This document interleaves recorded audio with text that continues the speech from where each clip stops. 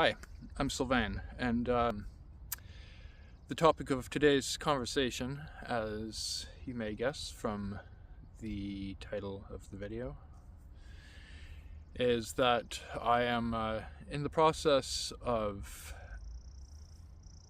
well, okay, let me put it this way. I'm on the waiting list to be assessed for potential autism and ADHD diagnosis. And I thought I would just come on here and talk a little bit about why I've initiated that process. And yeah, the reason I'm talking about this is because I have gained a lot of value and insight from from other neurodivergent creators on this platform, and I've received a lot of validation, and yeah, I've felt a sense of belonging that I've never really felt before, hearing other people talk about their experiences with, life with autism, life with ADHD, and the process of going through diagnosis, which is a whole ordeal, as anyone who has looked at it or been through it will know. So yeah, I'm hoping that by sharing a little bit about my story, maybe I can hope to give back to the space. Maybe somebody else who's kind of slightly earlier on in their journey will see what I'm saying here, and maybe it'll help in some way. So let me see. I have always been really weird and sensitive. I've always struggled with life in ways that most other people just don't seem to struggle. And this is socially, this is just with the physical fact of being in the world.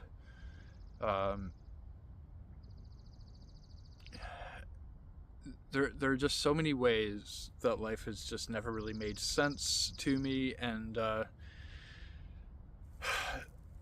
I have struggled my entire life, apparently with neurodivergence, but for most of it I was only aware of struggling with depression, anxiety, and a whole lot of PTSD, complex trauma. And a host of chronic physical health issues too, which I won't really get into here right now. And I have, I've been to all kinds of medical and mental health practitioners, been through all kinds of therapy, I've done all kinds of work, been through all kinds of programs, been on all kinds of medications, worked with psychedelics, on and on and on. I've done all the things, and while I've made, modest improvements, especially with the trauma piece, for the amount of work that I've done on, healing and growing and all that kind of stuff, I don't feel like I've ever really made a really meaningful amount of progress. If I were to quantify my suffering and the amount of improvement to that suffering I've achieved over the years, I would say maybe 5% improvement. Like, I still feel fucking terrible all the time. And yeah, so it never really made sense. I did all the things, nothing ever really worked.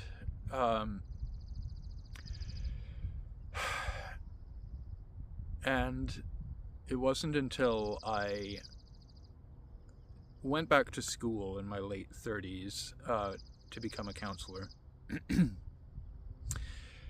And and trained as a coach as well. And anyways, I had graduated, got my counseling license, I had opened my private practice, which I've since closed. But in the very, very early days of running that practice, which didn't last long, by the way, I only got my license a year and a half ago, and no, 2 years ago, just about. And so it was about a year and a half ago that I was doing research for a variety of reasons, and the topic of autism came up. It occurred to me that I really didn't know a whole lot about autism. Sorry, there's the wind again. And so I took it upon myself to do some research because it was relevant to some other stuff that I was trying to learn about. And you know, to make a very long story very short, I you know, almost immediately started seeing myself in every word that I was reading about the autism. And you know, I was doing it in a fairly responsible way. See, I'm very conscious of the fact that it's apparently like trendy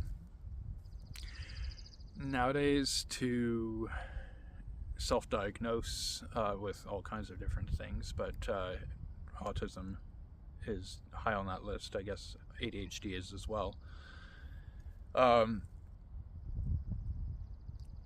So I think I was resistant. I'm always resistant to doing trendy things. I'm to my core a rebel, for better or for worse. I mean, I often wish I wasn't, but I can't seem to help it. And I find myself repelled by anything trendy, so that was kind of an obstacle in this whole process of self-realization. And there were, you know, as I started to learn more, there were other pieces I had to get through as well, and misinformation that I had to unlearn in order to come to a more up-to-date, accurate understanding of what autism is. And you know, I think I actually did have a psychologist mention to me that it seemed like I might have autism back when I was like 20-ish, I think about 20, and I'm 38 now. But it's funny, I never took the possibility seriously for a variety of reasons. First off, I'm a deeply empathetic person, and one of the stereotypes of autistic people is that they lack empathy. And there were a variety of things like that, that, you know, I was very unaware of the amount of routine that I actually subconsciously have built into my life. And I've never really thought of myself as a routine-oriented person, but talking to other people, I've recognized how much I actually am, and that's another, you know, classic trait of autism, is that people on the spectrum lean very heavily and have an unusually high need for routine. And I think this is one of the places where the likelihood of me having both autism and ADHD are, or where it comes into play, that I have I do actually have all this routine. Like I do the same things in the same ways to an unusually intense degree,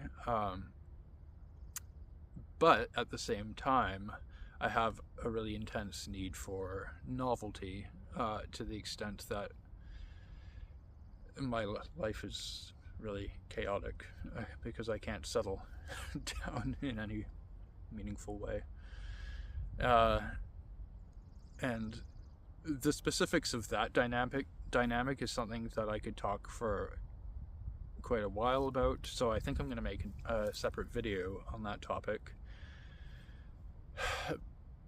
But yeah, and I'd say the final reason that I'll mention right now that I never really, took seriously the possibility of being autistic is that autism was classically considered, a manifestation of an extreme male brain, and I've always actually kind of leaned more towards the feminine, or a fairly equal balance of feminine, masculine in how I experience life and how I show up in the world.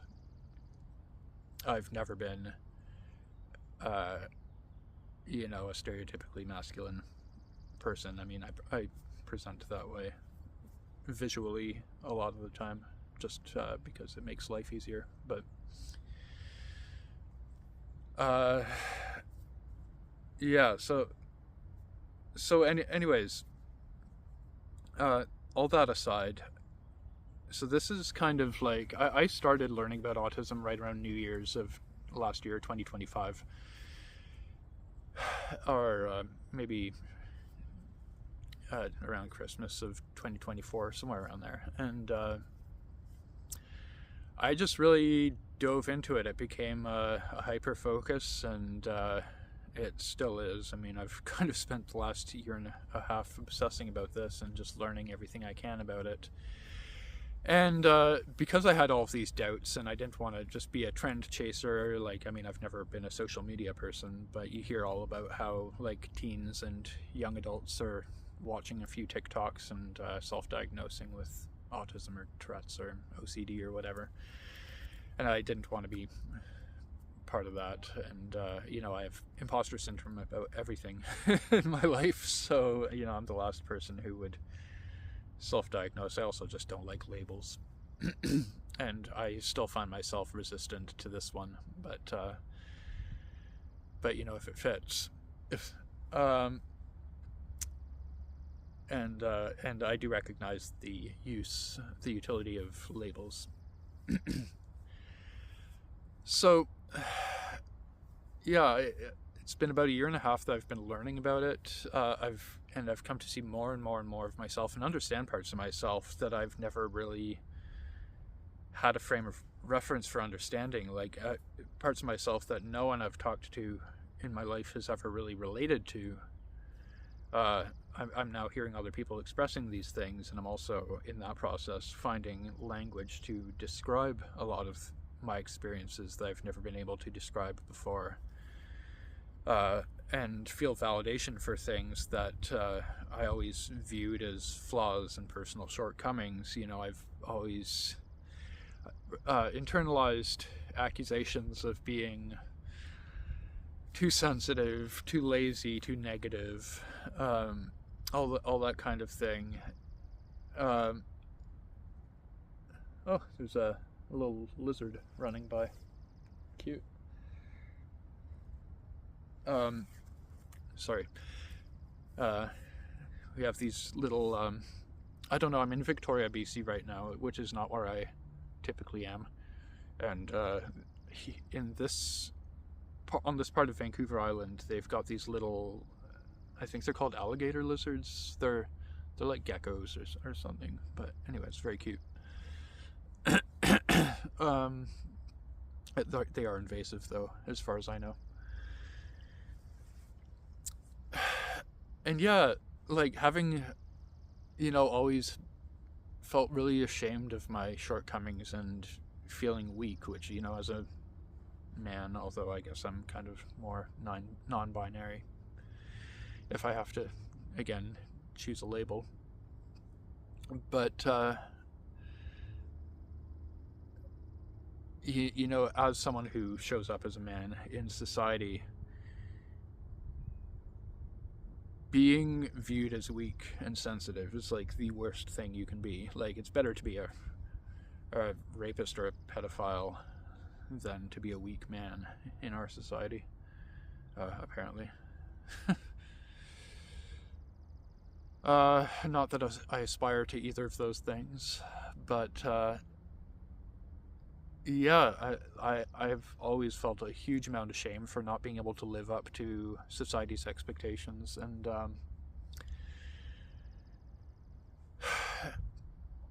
just the fact that, like, I'm so constantly overstimulated by all of my sensory experiences, like things that everyone else finds either, like, you know, negligible or comfortable or even pleasurable, are like physically painful to me, like the light of the sun.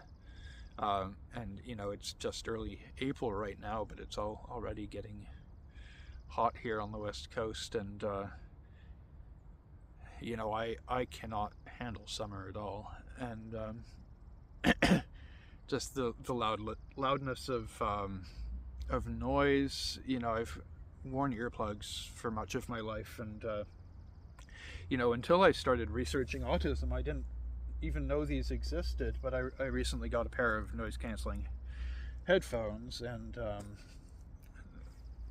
they've been incredibly helpful, because especially when I'm in a city like right now, it's the noise is unbearable, and I usually live out in the countryside where it's a lot quieter, but you know, even going to the grocery store and just the fluorescent lights and the noise over the loud, well, it's not a loudspeaker, but it's, you know, the speakers is just so grating and overwhelming, and just everything is just like reality perception, consciousness just feels like the world is so, I feel so claustrophobic in the world. Just everything is too much all the time, and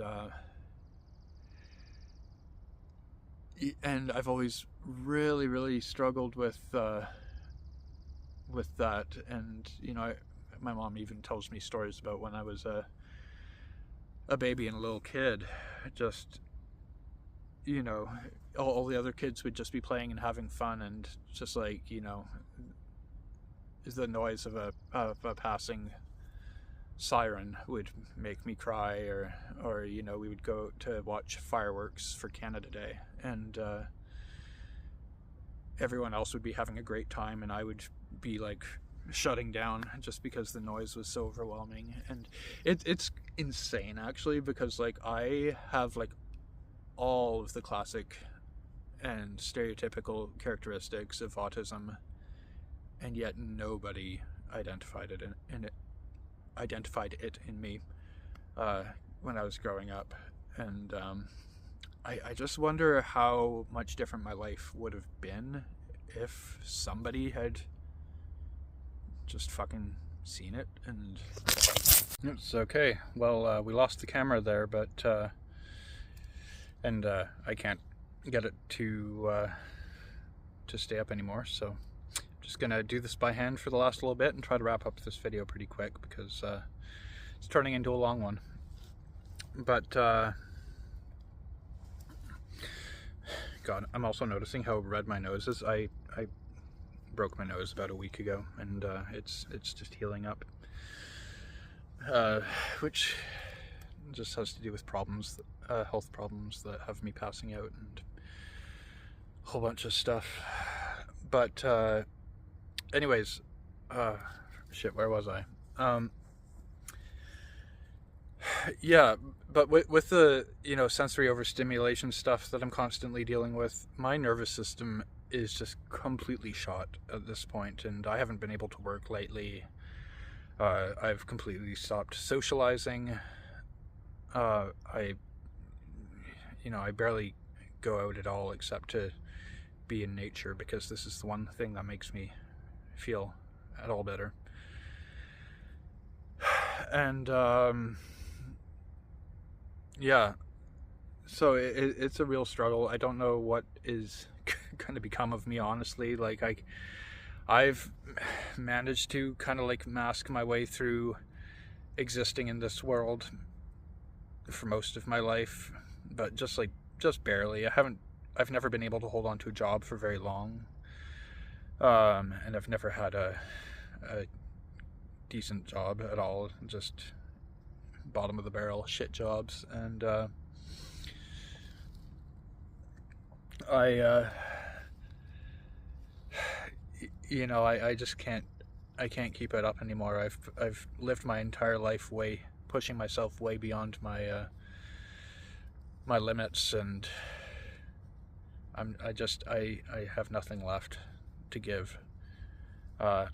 And I would like, I've realized I just can't work a traditional job. There's just, I hate the thought of considering myself disabled.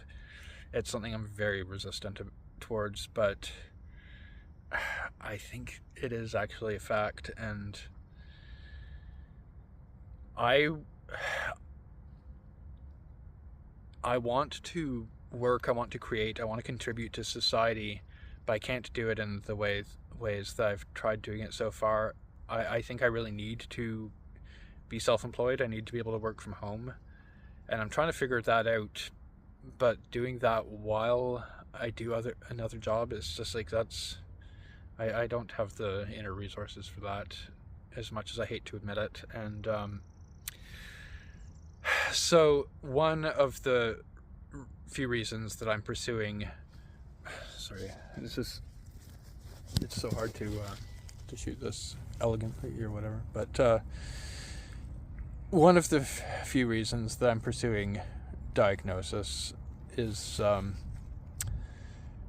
to potentially get disability support payments. And ideally, I would want that to be a short-term solution. I want to support myself financially. I don't like the idea of just being I don't I don't want to say being a sponge or whatever, because people who rely on assistance like that are not sponges. I don't think that at all. I'm way harsher in how I judge myself than how I judge others in that way.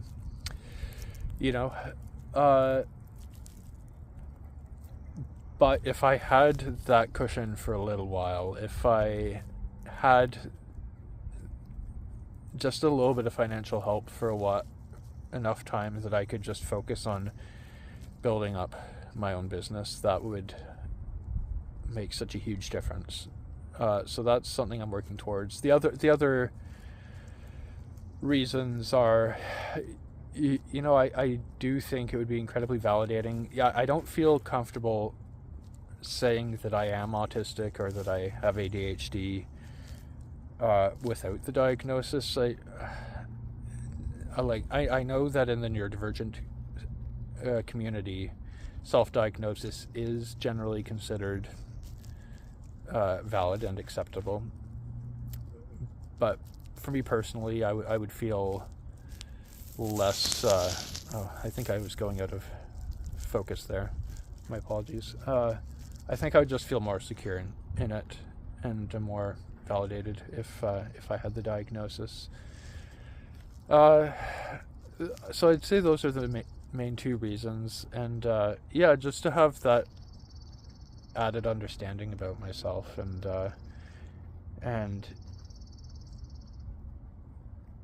I feel like if I had that label, if I had the diagnosis, I could maybe forgive myself for all the struggling that has filled my life, and the weakness and the failure that has filled my life, because if it is actually just that I have this neurodevelopmental condition, then it isn't just me being lazy and all that shit. So that's why I'm seeking the diagnosis. I am on a waiting list. I think it's supposed to happen sometime this summer, although who knows? There's so much uncertainty with the waiting period and the process and all that kind of thing. So we'll see. I mean, I'm going to be documenting that journey, among other things, on this channel. And yeah, I don't know. I think that's most of what I wanted to say. There is a fair bit of anxiety with just the uncertainty of the process and waiting. I hate waiting. I'm not a patient person. So that is a struggle right now, and there's just so much uncertainty in my life right now. So it's a lot.